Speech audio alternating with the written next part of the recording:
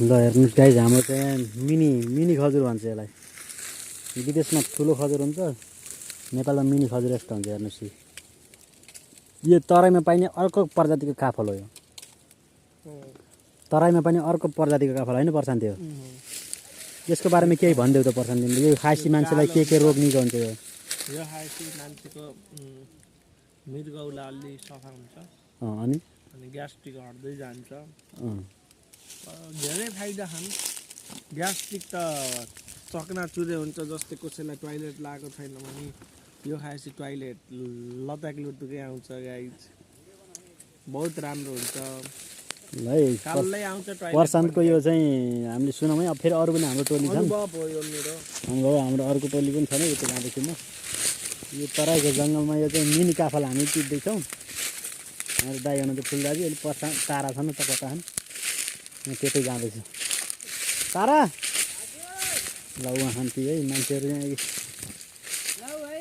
तराईको मिनी खजुर यता देखाइदेऊ त। लाउनुहोस्, च्याप्पा खानुहोस्, ल्याप्प मोटाउनुहोस्। यसलाई के भन्छन् तराईमा? हामीलाई यसलाई खजुरी भन्छन् थारूहरूले, हामीले चाहिँ थाक्कल भन्छौँ। कसैले छाक्कल भन्छन्, कसैले झाक्कल पनि भन्छन्।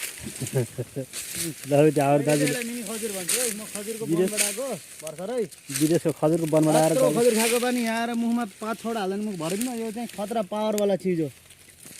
खजुर मिनी खजुर। शरीरमा शक्ति छैन खजुर खाने, थाकल खाने, ढाड दुख्छ थाकल खाने, ढाड सोझाउने, ढाडपछि त्यो दुख्छ थाकल खाने कन्नो के जे दुख्छ थाकल खाने, मजबुत हुने।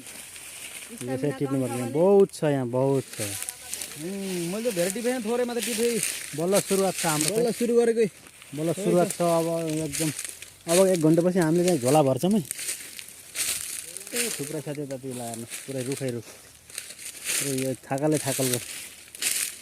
यहाँ चाहिँ अर्को कुरो के छ, दुःख कुरो भन्दाखेरि यो जङ्गलमा चाहिँ मानिसहरूले चाहिँ डढेलो लगाइदियो कि। डढेलो लगाएपछि यो चाहिँ पाक्न पाएन। हेर्नुहोस् त, हेर्नुहोस् अलि पाक्दैछ। यो दिन भर्खरकै पाक्न उ भएको नि। अलि यो पाकेपछि यो पाक्छ, पछि यस्तै कालो हुन्छ। यति मिठो हुन्छ नि कुरै छर्नुहोस्।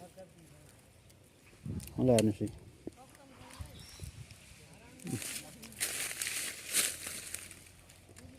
बहुत छ।